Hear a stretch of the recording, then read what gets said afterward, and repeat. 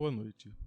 Eu sou Gerson Nilo Oliveira, professor da UFAP e membro da COA.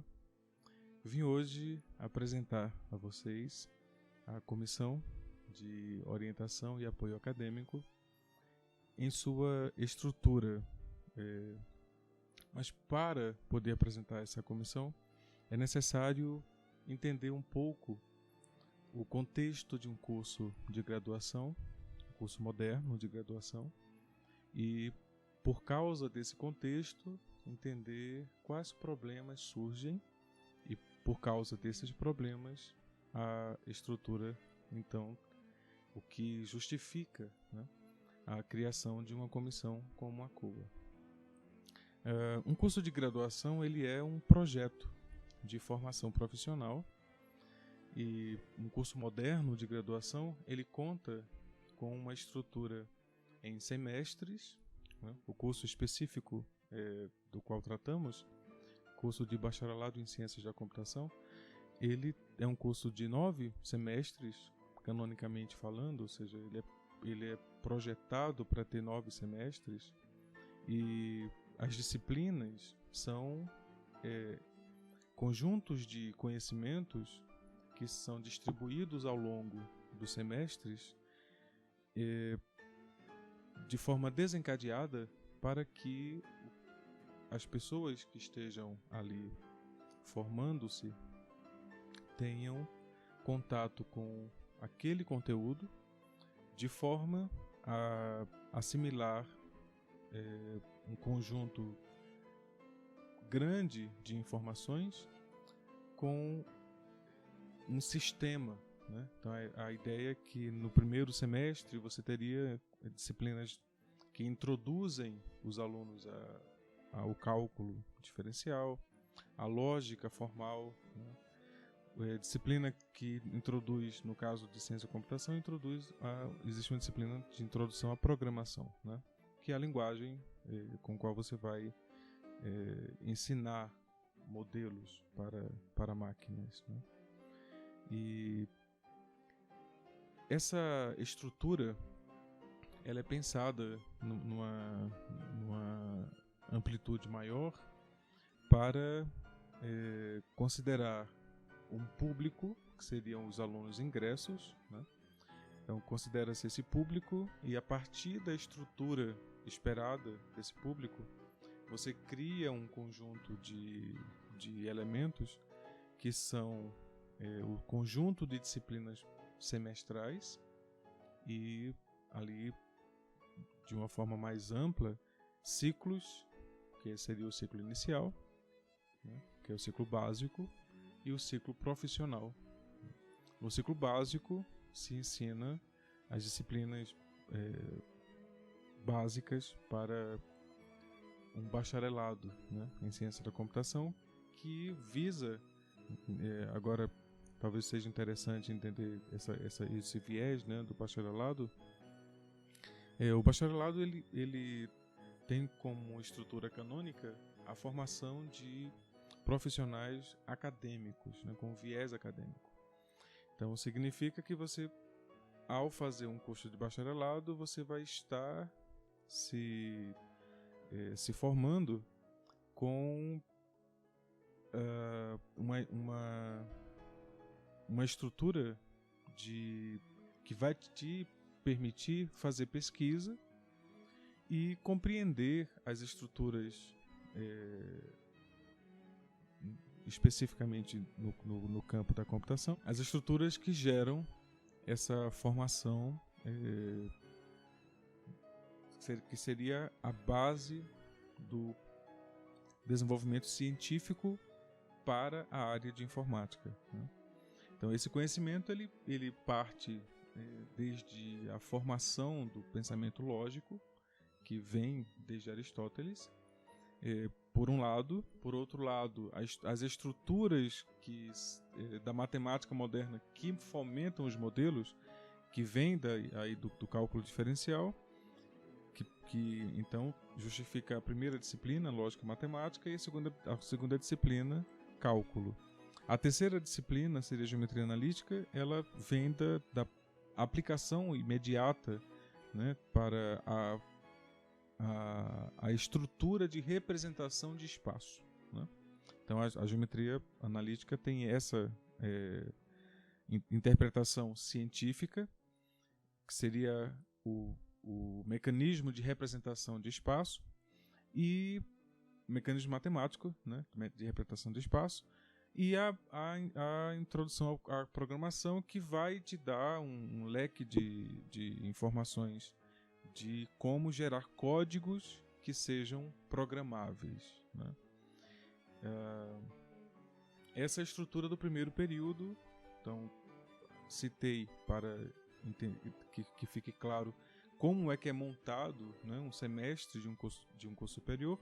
O segundo semestre é montado exatamente com um conjunto de conhecimentos que se sustentam nesse primeiro semestre. Então, o segundo semestre de um curso superior, ele tem disciplinas, melhor, é entendido, né, que ele tenha disciplinas que se complementam com o conhecimento que foi transmitido no primeiro semestre. Portanto, o formato de um curso superior, ele é semestral, no sentido de fecho de conhecimento, né? Então existem blocos de conhecimento que são transmitidos semestralmente e que são complementados semestre a semestre. De tal modo que nos 9 semestres que se apresentam como estrutura do curso, o aluno ingressante, ele passa a ser um egresso, ou seja, ele é um formado, né? Alguém agora que tem uma profissão, e essa profissão, ela garante a ele o título de bacharel em ciência da computação. Esse título, ele tem algumas prerrogativas, né? Significa, então, que alguém que seja formado em ciência da computação tem conhecimento sobre a estrutura computacional com que funciona uma máquina, né, um computador. Ele compreende como funciona cientificamente o computador. O que significa isto?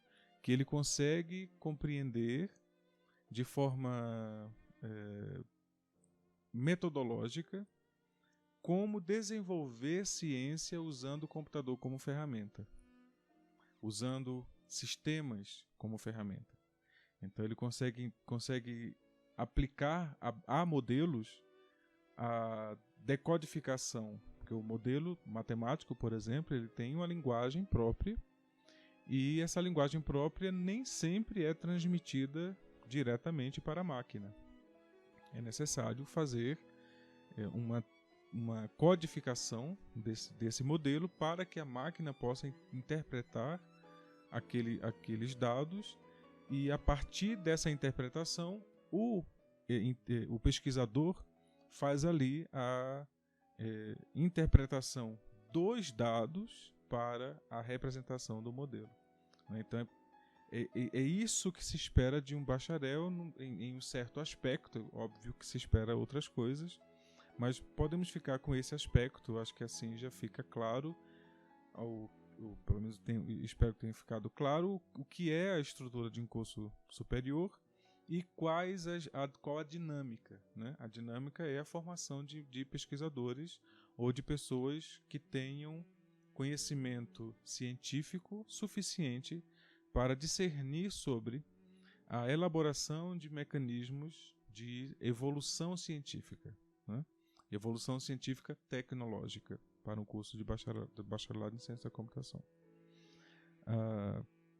O que surge dessa estrutura é uma configuração, e ali existe quando existe a necessidade de um amparo, né? Porque nem todo indivíduo está preparado, intelectualmente falando, ou está com todas as suas inteligências elaboradas a ponto de se adequar completamente a esse sistema que está montado no curso superior, né? Que foi montado e é aplicado e replicado, né? São especialistas de várias áreas que aplicam e replicam métodos para a transmissão dessas informações. E uma característica desse formato do curso superior é que os blocos são semestrais, né? Então eu tenho ali um período que tem em média 4 meses de duração, que é muito diferente do modelo que o aluno está acostumado quando ele cursa o ensino médio, em que ele tem um ano para fazer todo o ciclo de aprendizado, né? Agora eu tenho 4 meses para fazer esse aprendizado, replicado ali em um semestre, que tem um ciclo muito mais rápido, e o conjunto de informações é muito maior. Significa que eu vou considerar um ingresso, ou seja, um aluno que vai ingressar no curso, que tenha formação básica para o curso, ou seja, o ensino médio, mas que ele não está necessariamente preparado para fazer um curso de graduação, pois ele não tem essa estrutura da metodologia usada na linguagem científica, na representação de modelos, que vai ser apresentado a ele desde o primeiro dia de aula. Então, existe a necessidade de uma adaptação para o ensino superior que não cabe nem na formação do ensino médio, nem na formação do ensino superior. Essa adaptação, ela nem é feita no ensino médio, nem é feita no ensino superior. É necessário, então, um certo jogo de cintura para fazer essa adaptação ao longo do processo.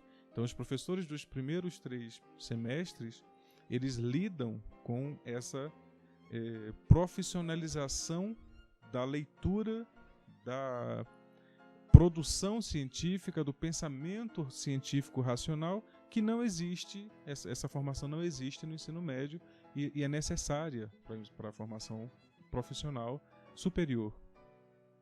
Nesse processo, existe, por natureza do próprio processo, uma sequência de problemas que surgem, que é, por exemplo, o fato de termos alunos que reprovam disciplinas e reprovam insistentemente essa disciplina, às vezes por falta de perfilamento mesmo. A ideia é que nem todo mundo tem a mesma facilidade para aprender naquele sistema, naquele modelo, para aprender aquela informação, né? E há vários parâmetros, vários problemas que não estão à margem da solução de nenhuma comissão que venha a ser instituída para amparar um curso superior. Mas, dentre os problemas que podemos conceber algum tipo de solução, está o fato de que é necessária uma reestruturação do uso do tempo e da interpretação do que é aprender. Aprender agora é compilar um conjunto de informações rapidamente e de tal modo que seja possível, como resposta à solicitação de solucionar um problema, você apresentar a solução científica daquele problema, ou seja, uma solução em linguagem técnica científica.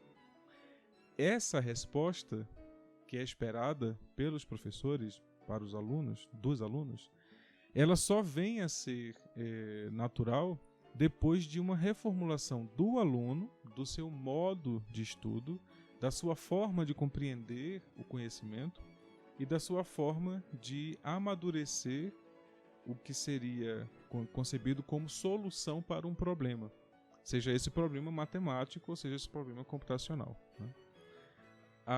As questões que surgem dessa estrutura estão em não conseguir completar as disciplinas em tempo hábil, né? Lembro que no início disse logo que o curso de graduação ele é montado para ter 9 períodos, ou seja, 9 semestres, 4 anos e meio.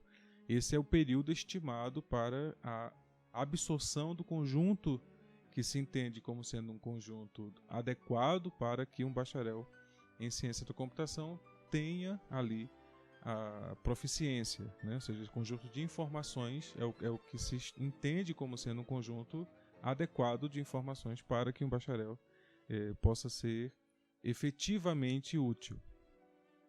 Falo útil na academia, né? Uma consequência dessa reprovação é a extensão desse prazo.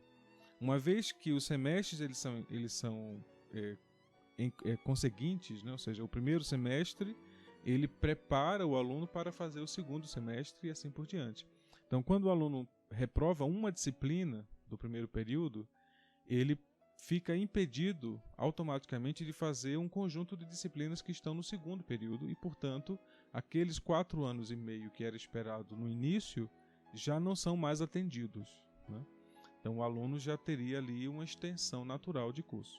É possível, com algum outro arranjo, reconfigurar essa possibilidade, claro, fazendo ali um conjunto maior de disciplinas por semestre, supondo uma única reprovação.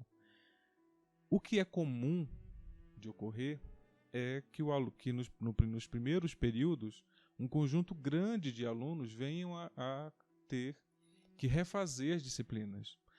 Devemos interpretar a reprovação como uma ação necessária, tendo em vista que a instituição, que é o ensino superior, ela é uma instituição profissionalizante.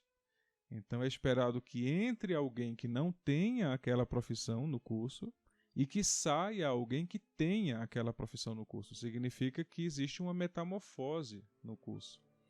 E essa metamorfose é exatamente a absorção de informações, não de forma deliberada, mas de forma científica, né? Quando eu falo científica, significa que é um conjunto de informações que estão sendo transmitidas com um sistema, né? Então existe um sistema, uma analogia, ou seja, uma plataforma lógica que ampara esses conhecimentos e que se justifica no método analítico de pesquisa. Pois bem, essa estrutura nos permite ou nos leva, né, à possibilidade de retenção de alunos, que é o que ocorre genericamente em cursos superiores, a retenção de alunos nos primeiros períodos. Então, o aluno reprova uma disciplina e no semestre seguinte, supondo que ele reprovou apenas uma, no semestre seguinte ele vai ter que refazer aquela disciplina e algum outro conjunto de disciplinas que não é mais o conjunto íntegro do segundo período. E supondo que ele reprove mais uma disciplina no segundo período, no terceiro período ele de novo não vai poder fazer todas as disciplinas do terceiro período e, como consequência, os 4 anos e meio se transformam em 5 anos ou em 6 anos naturalmente. E a maioria dos alunos, de fato, vai precisar fazer o curso com um pouco mais de tempo. Ocorre que essa ação de reprovar ela pode estar relacionada a uma desestrutura um pouco mais complexa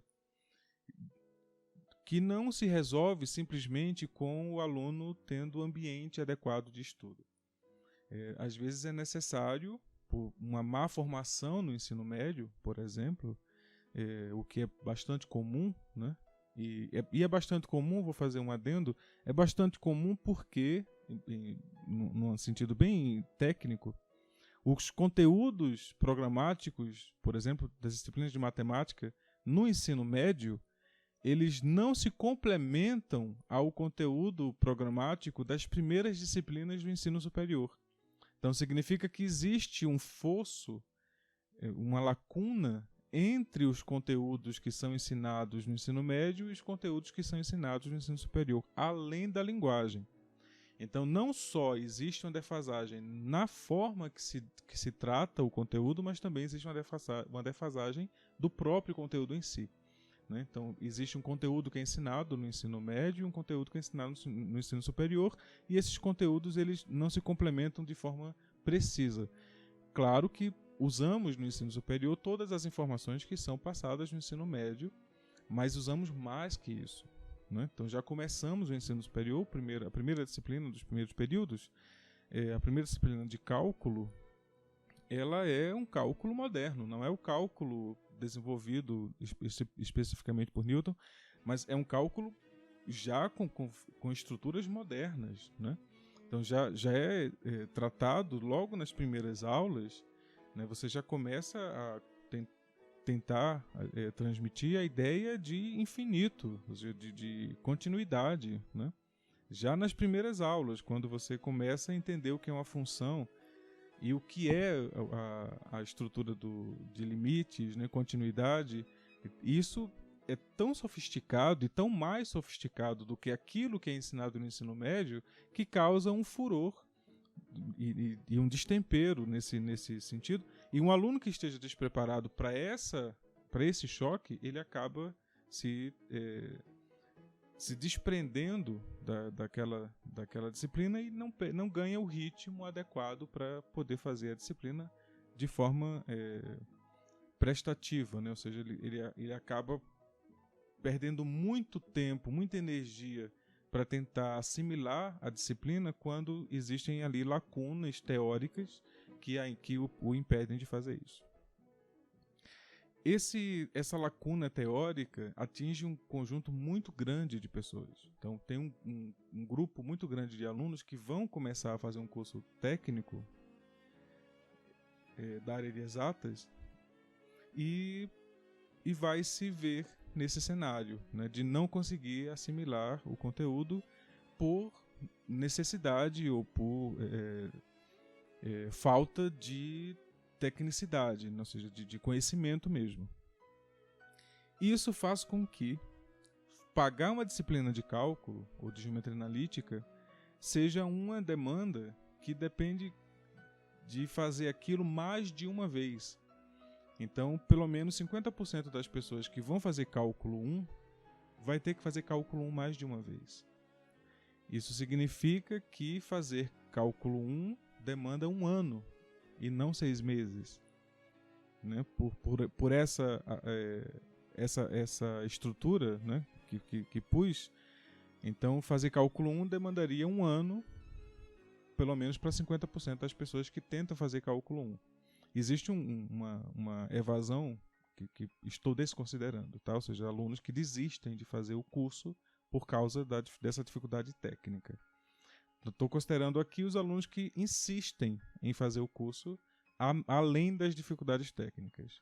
E é esse conjunto de alunos que merece a atenção, porque, naturalmente, temos que tratar os alunos que estão no curso, né? Então, ao fazer isso, ao observar esses alunos, começamos a perceber que a retenção nos primeiros períodos, naturalmente, implica na extensão do prazo de formação. Então, aqueles 9 períodos, né, 4 anos e meio, não é mais atendido, e então existem aí problemas. Um primeiro problema seria o problema de tempo para formação por excesso de retenção nas disciplinas iniciais. Claro que esse é um problema mais regular. Então, existem outras formas de precisar de extensão de tempo. E uma coisa que se compreende é que, por responsabilidade da aplicação de recursos, não se compreende como ad infinito o tempo para se formar em um curso de graduação. É necessário que haja uma concepção de tempo, ou seja, prazo máximo para a formação. O prazo mínimo instituído, ou o prazo regular instituído, é de 4 anos e meio, e o prazo máximo é de 4 anos e meio mais 70%, né, de tempo. Então, fica em torno de 13 períodos, né? Então 13, 14 períodos seria o prazo de extensão, né, para a formação.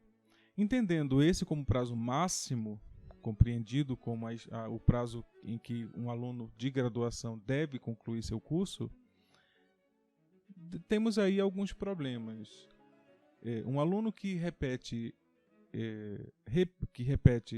né, repetidamente a mesma reprovação em uma disciplina, ele acaba por causa desse conflito, acaba entrando em um outro problema, que é o de compreender que para que esse tempo seja aplicável, é necessário que haja aprovação em uma quantidade mínima de vezes, né?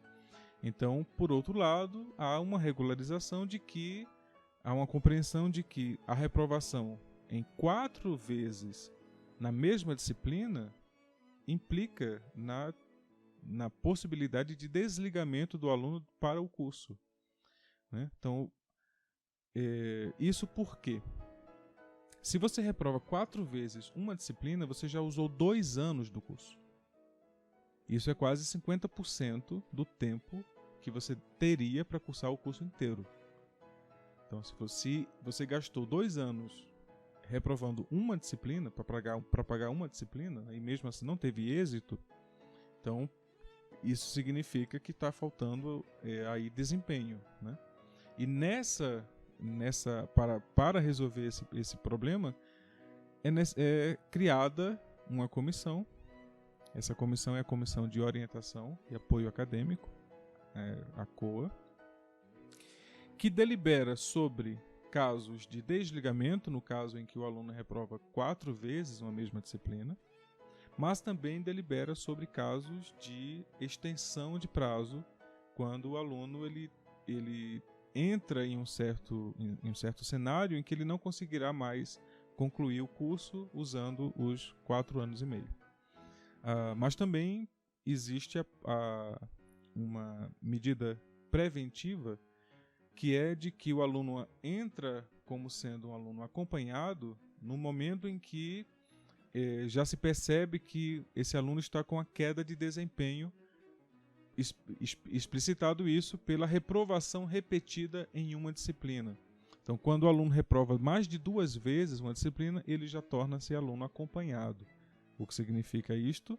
Significa que a COA agora considera esse aluno como um aluno que está tendo problemas de desempenho acadêmico, e é a COA agora responsável por orientar esse aluno na sua matrícula.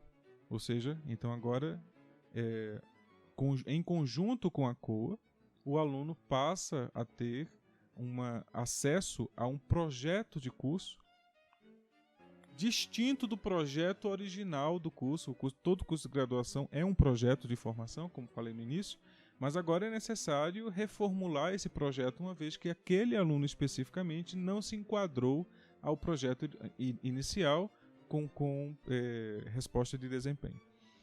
Havendo problemas de desempenho acadêmico, há necessidade de orientação acadêmica, né? Então é exatamente aí que se enquadra a aplicação da COA em qualquer tipo de falta de desempenho acadêmico, que pode ocorrer pela reprovação em mais de 2 vezes na mesma disciplina, o que já liga um alerta, né, para que esse aluno não passe a ser um aluno desligável. É desligável quando chega a 4 reprovações. Então, esse alerta de acompanhado é exatamente para que o problema não chegue às vias de desligar, né? E por outro lado, a análise dos alunos que estão com 80% do curso concluído e que estão à margem de estourar o tempo máximo, né, legalmente previsto, que é de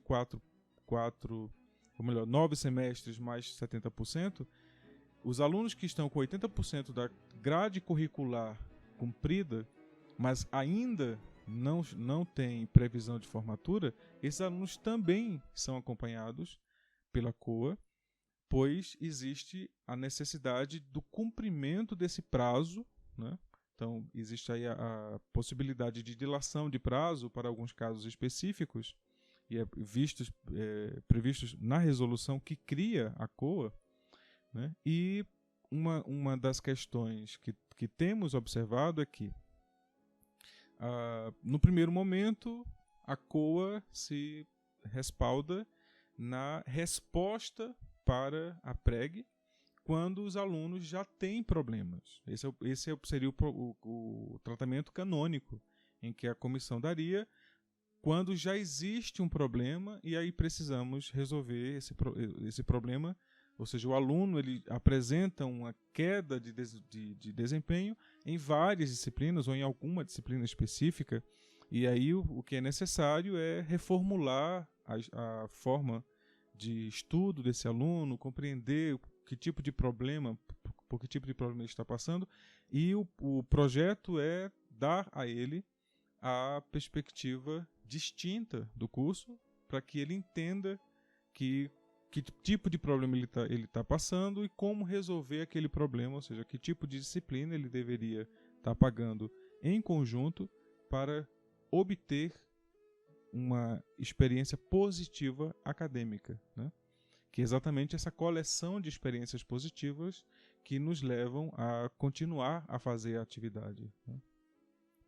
Então a COA tem, no primeiro momento, ela vem como resposta a esse problema que surge naturalmente pela tentativa de estruturar a formação acadêmica de um profissional, e, por outro lado, há os problemas de efetivar o desempenho desses candidatos para o projeto de curso que está instituído, né? Então a COA ela vem como um amparo na tentativa de orientar os alunos que entram em um ciclo de reprovações ou que se debatem na falta de projeto de curso, né?